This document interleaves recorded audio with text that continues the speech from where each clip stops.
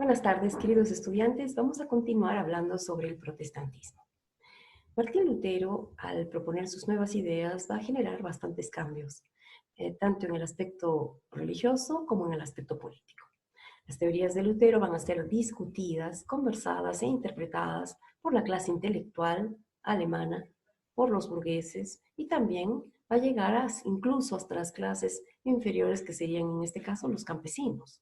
Los campesinos no es gente intelectual, pero es gente que tiene derechos y tiene también intereses para reclamar.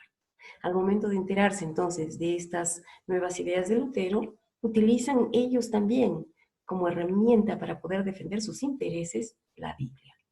Y haciendo análisis de la Biblia, solicitan a los príncipes algunos cambios en la forma de gobierno. Obviamente los cambios envuelven a los príncipes y también a la figura del emperador. Entonces, durante esta época vamos a ver que existen cambios en el Sacro Imperio Romano Germánico, cuyo emperador es Carlos V. Además, durante esta época, esta ruptura religiosa va a producir la aparición de una nueva confesión de fe, que es la Confesión Evangélica Luterana, en el año 1530. Y en el año 1555 se va a producir la Paz de Augsburgo, que va a dar fin a las guerras entre católicos y protestantes.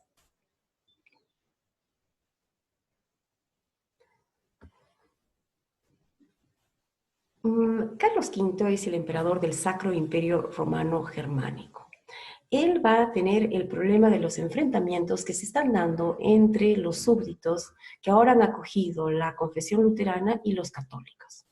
Este enfrentamiento va a llegar también a darse entre príncipes, y entre señoríos y señoríos van a producirse guerras. Estas guerras van a implicar un derramamiento de sangre, y esto lamentablemente va a llegar también a afectar el manejo del imperio por parte de Carlos V. Carlos V es católico y él desea en realidad mantener la unidad de la iglesia. Por lo tanto, lo que hace es convocar a una dieta de príncipes, es decir, una asamblea de príncipes, para discutir estos temas, e invita a Martín Lutero. En esta invitación que hacía Carlos V habían grandes esperanzas. Su esperanza era que Martín Lutero se retracte de lo que había dicho, y eso hubiera producido justamente el corte de esta revuelta que él había iniciado. Esto podía cambiar el rumbo de la historia europea.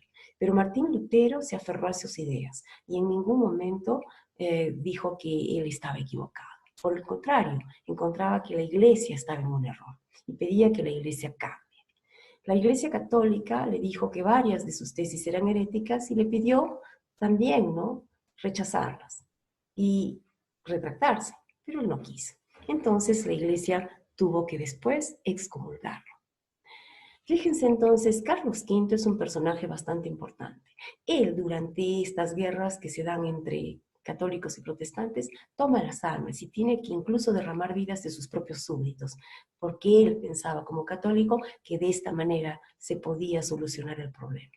Pero cuando se trata de cuestiones de fe, en realidad las armas que se manchan con sangre no son las armas que vencen en la batalla, ¿verdad? Entonces esto fue lo que pasó. Y en algún momento se tuvo que entender que esta nueva fe que había aparecido no se iba a ir y que estaba ahí más bien para permanecer. Y esto es lo que tuvo que entender también el emperador. Pero costó tiempo y costó miles de vidas. Fíjense, este personaje Carlos V que ustedes ven en la pantalla es también conocido como el Carlos I de España, rey de España, nieto de los reyes católicos Isabel y Fernando. Este Carlos V es el Carlos de la época de la conquista del Perú, y nosotros en Arequipa llevamos en nuestro escudo justamente su nombre, Carlos. Veamos entonces qué es lo que sucede con los campesinos alemanes. Los campesinos alemanes escriben unos documentos por los cuales ellos piden a los príncipes alemanes y al emperador del imperio que se produzcan cambios respecto del trabajo que tenían que realizar, cambios respecto del tributo que pagaban. Y para fundamentar estos cambios que ellos querían, utilizaban pasajes bíblicos y la interpretación luterana. Fíjense entonces que en ese momento Martín Lutero también tomó una postura. Inicialmente Martín Lutero apoyó a los campesinos, pero con el tiempo estas posturas de Martín Lutero fueron cambiando. Y luego se opuso a los campesinos. ¿Qué pensó Martín Lutero? ¿Qué pensaba Martín Lutero al principio y qué cambios propone después? Esto será materia de un trabajo para ustedes. Muy bien. Entonces, veamos acá la Confesión de Augsburgo. La Confesión de Augsburgo es justamente esta confesión de fe. Un nuevo dogma de fe aparece en el Sacro Imperio Romano Germánico. Esta confesión la van a crear estos intelectuales, estos nuevos protestantes que ahora están convencidos que la forma en que la iglesia tiene que marchar es otra y que no deben estar sujetos a la iglesia católica apostólica romana. Es decir, la figura del Papa va a dejar de ser importante para ellos y no se van a sujetar a lo que diga el Papa. Imagínense el revuelo que esto causó en un imperio que se consideraba hasta ese momento católico como el resto de Europa. Sin embargo, esto se tuvo que analizar, se tuvo que estudiar, se tuvo que ver con calma. Y el emperador también tuvo que aceptar los cambios y las consecuencias que esto traía para el imperio. Entonces, fíjense, ¿quién redactó estas tesis? Como ustedes verán acá, aparece el nombre de este personaje que es Philip Melanchthon. En 1530 es la persona, el intelectual, que produce estas nuevas tesis. Este personaje Melanchthon también será importante para nuestro trabajo. Entonces, en la dieta que reunió Carlos V para salvar la unidad de la iglesia, en realidad lo que aprovecharon de hacer también en una nueva dieta, aprovecharon estos príncipes protestantes para presentar esta nueva confesión, la confesión de fe luterana. Fíjense entonces, esta es una nueva dieta de príncipes y acá varios de ellos firman una nueva confesión de fe ante el emperador Carlos V. Ellos van a tener aquí sus artículos de fe. Eso ustedes los pueden investigar. Si desean con más profundidad, tienen muchas fuentes para verlos en el internet. Fíjense entonces, ahora, en el año 1555, estamos hablando de 20 años después de haberse creado esta confesión, es que aparece justamente muchísimo más gente que se acoge a estos nuevos principios. Hay más gente interesada en seguir los principios de fe luterana. Y también al mismo tiempo han aparecido otros personajes reformadores que también tienen sus nuevas propuestas. Por lo tanto, cuando aparece la nueva confesión de fe, que es la luterana, también se está abriendo las puertas a otras confesiones que van a tener sus propios artículos. De ahí que vamos a ver que en el mundo protestante no solamente existe la iglesia luterana, sino también existen otras iglesias que tienen la base protestante y que a partir de su propia interpretación de la Biblia van a generar nuevas religiones o sectas religiosas. Fíjense entonces ahora, la paz de Augsburgo, ¿qué sentido tiene o qué refleja?